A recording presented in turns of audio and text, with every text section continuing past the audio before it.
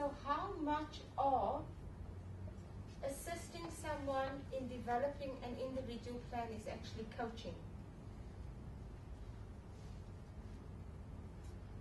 What is coaching?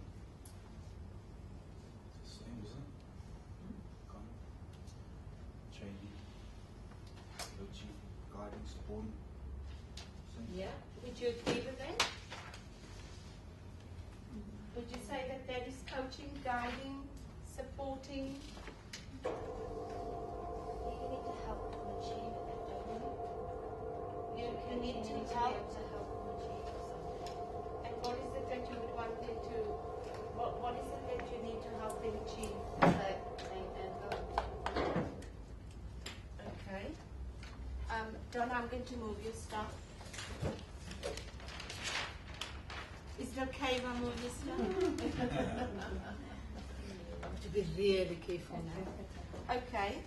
So what did you say? What is coaching? Helping them to achieve. And Isa, what did you say? Supporting.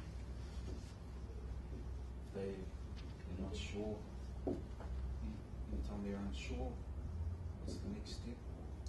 Yeah. Build confidence. Identify steps. Yeah. With coaching, you're working with a known goal. You're not achieving the goal. You're not finding out what the goal is, but there is a known goal. And is that when coaching starts, once the goal has been identified? Is that right? What do you Does think? that make sense? Well, You it kind of think makes that? sense Yeah. to me. Yeah. Identifying what's not useful. Because a lot of times people Oh, get okay, focused yeah. on stuff that doesn't work and they put their energy into that.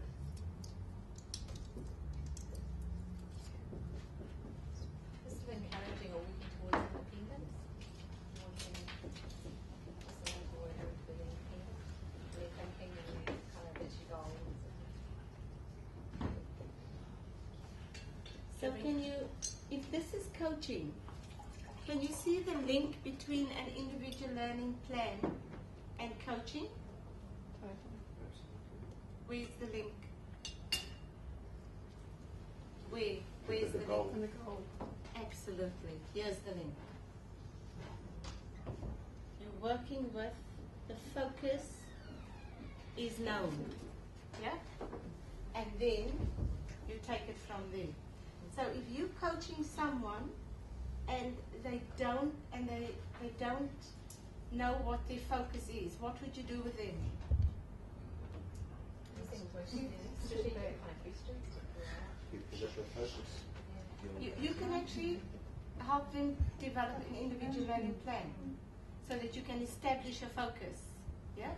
Because that focus would then be identified, so you can take them through the process of developing an individual learning plan. Because you know what the plan does, it establishes this. That's what you've done this morning, yeah? So now the focus of coaching is taking them from this to the point of, didn't have to draw that figure. Taking them from that to that, yeah? So it's taking them from the point of where they are to where they want to be. Would coaching also involve helping them through the constraints? Because the goal is one thing, but then constraints are constantly going to be thrown in. Absolutely. So what do we call those constraints? The barriers. Yeah. Obstacles. Or obstacles. Mm. Yeah. Assisting them in identifying that. If you open your study guides and from page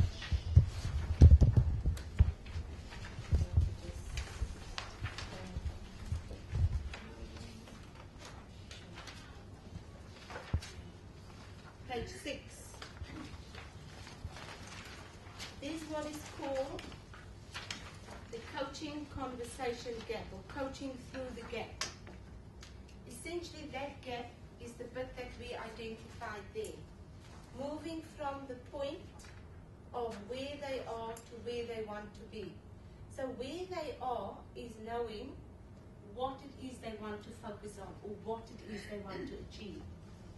Where they want to be is having achieved it. Yeah?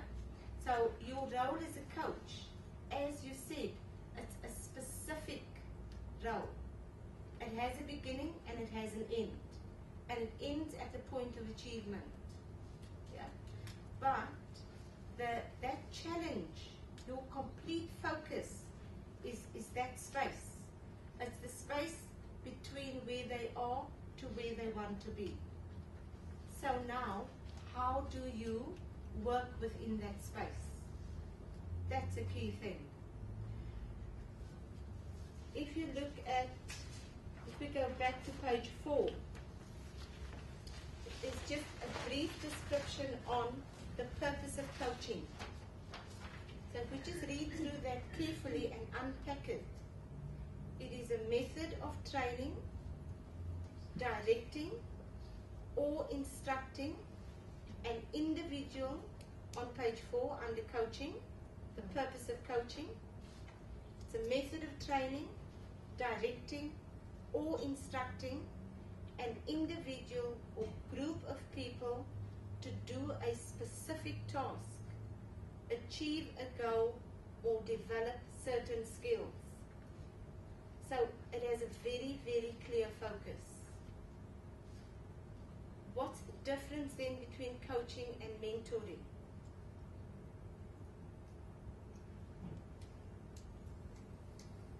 Mentoring involves more role within. More role within. Yes. Sorry, I didn't hear that.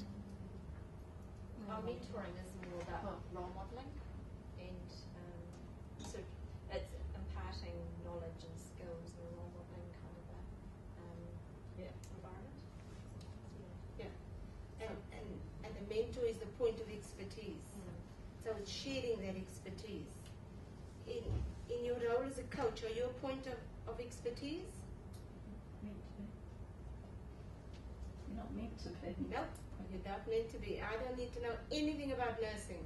In fact, yesterday I was running the session with a group of people from Fonterra. What do I know about Fonterra? Nothing. Oh, be careful.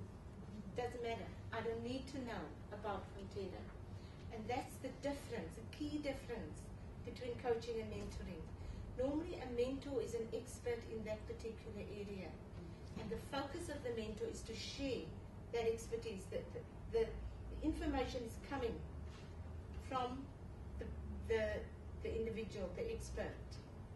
As a coach, you are a facilitator, you are a mediator of information for the individual, or by the individual, or of the individual.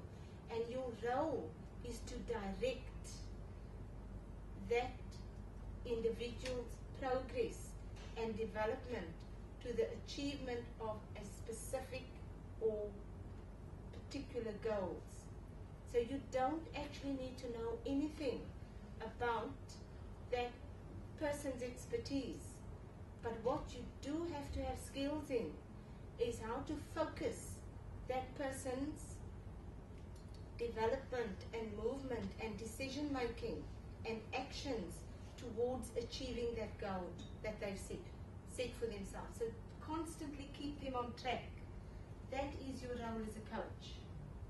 As a mentor, you're sharing your expertise, and often a mentor relationship is a long one. And the person being mentored can access that information as they need. Whereas you coach someone for a specific period to achieve a specific task.